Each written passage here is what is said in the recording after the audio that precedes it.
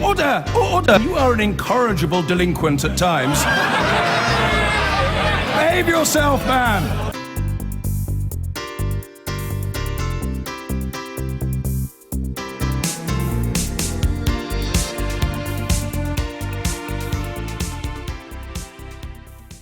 Now then, the Business Secretary has been hammered in the press for being out of the country as 15,000 steel workers face the prospects of losing their jobs. And the government generally is accused of a lack of engagement with the unfolding crisis. Have ministers simply got their priorities wrong, above all, in relation to China? Sajid Javid joins me now. Good morning. Now, you have said, your own words, steel is absolutely vital to UK manufacturing. Can we therefore take it that you regard this as a vital strategic interest for the UK?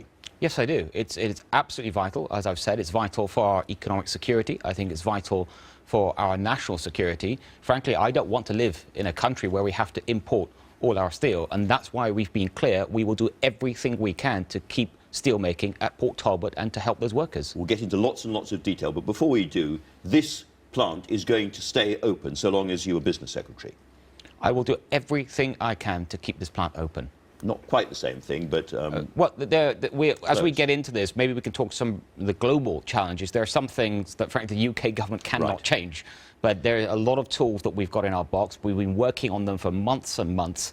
We've known about this kind of potential announcement for a while, and that work, I think, will pay off. When did you know that Tata Steel were going to close Port Talbot?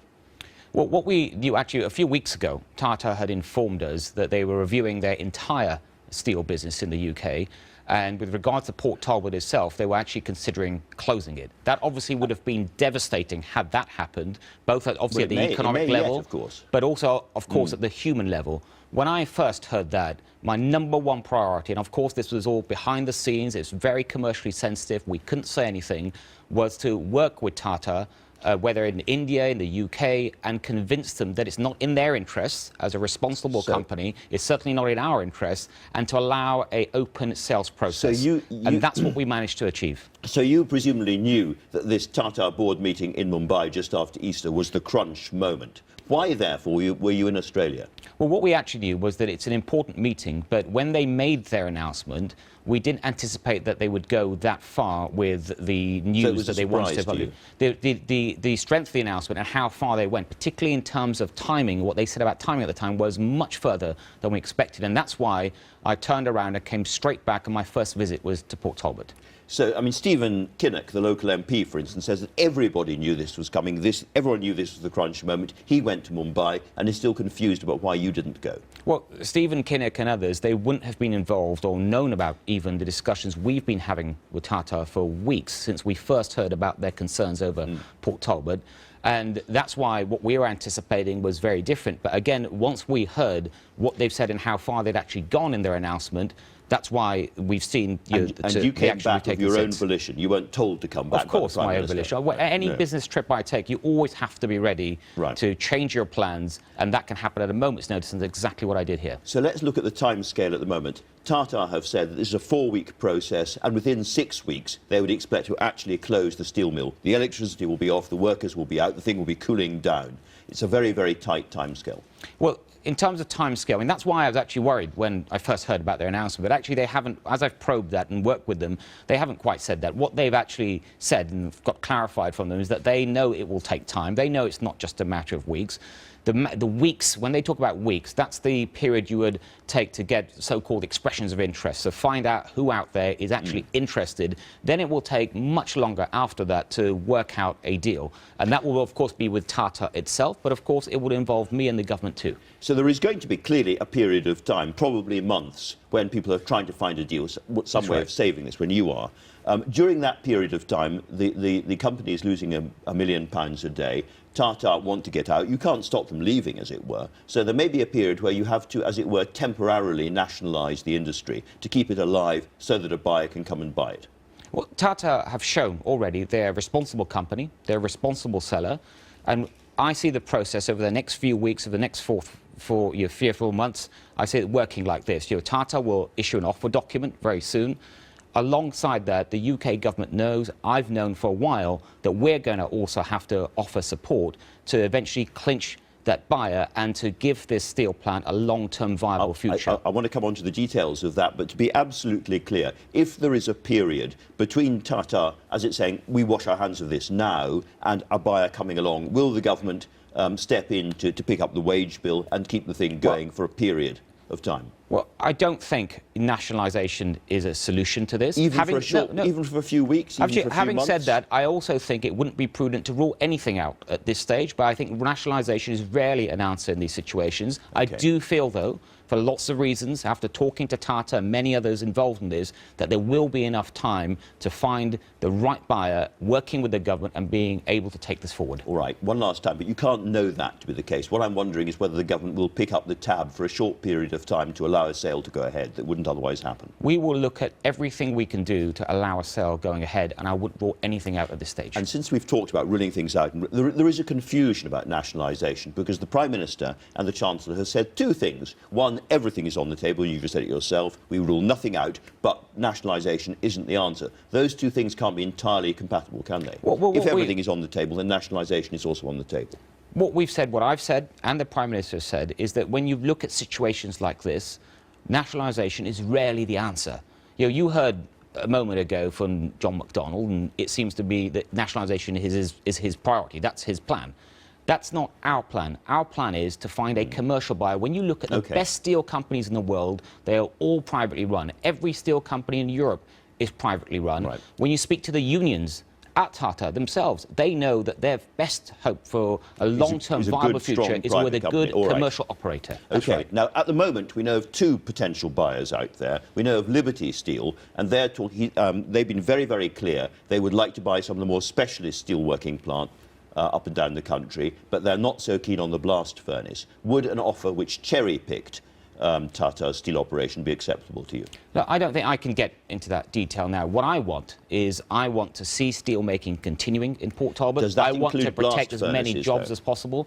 I want to find a buyer for the whole of the business. Of course, there will be help that needs to be provided. Because we've been working on this for weeks, I've thought very carefully about the kind of help we can provide, and there's not much I can say about that, but I can give you a flavour. Okay, well, I'd like you to, because Mr. Gupta, for instance, has talked quite interestingly about potential some kind of partnership whereby he buys the bits of the steel industry he wants, quite a lot of it, in fact, but the blast furnaces, or they may be changed to electric arc furnaces, they stay in public ownership for a bit. So there's a kind of a joint private-public deal going on which allows the whole operation to continue. Would you be against that? Well, I'm not going to talk about any potential buyer. I think it's early days. Let's get Tata to put out their official document. Right.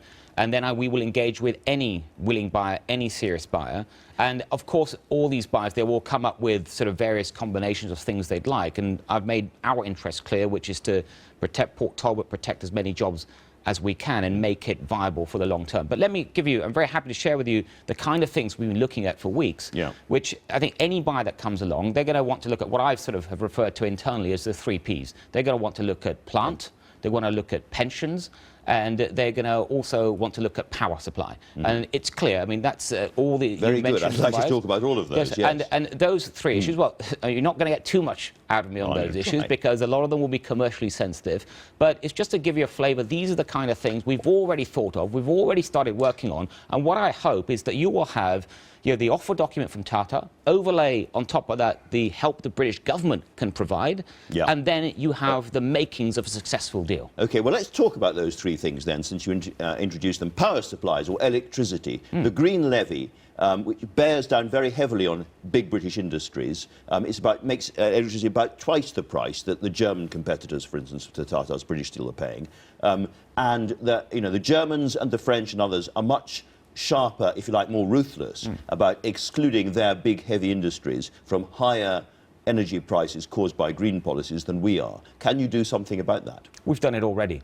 In fact, we've already started paying. Really? Absolutely. We've already started paying to energy-intensive industries, so not just steel producers, compensation for the climate change policy costs in their energy. We've paid 180 million already. But Tata's energy costs are twice what they would be if they were in Holland or Germany.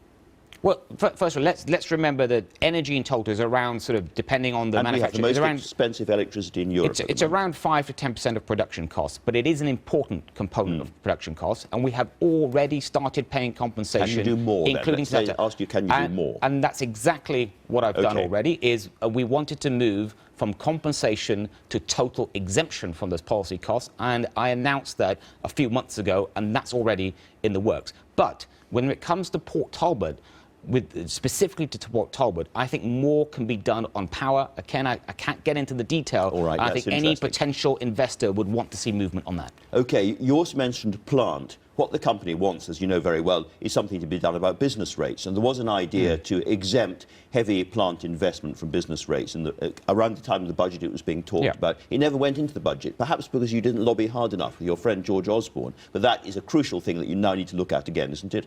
Well, the business rate regime, because again, the continental steel companies have a totally different regime, which is much more attractive for investment than Port Talbot's. Well, two things I'd say to that. I'm glad you brought it up. First of all, if we had done that, it would have been England-wide, because the UK government is only responsible for England when it comes to business rates.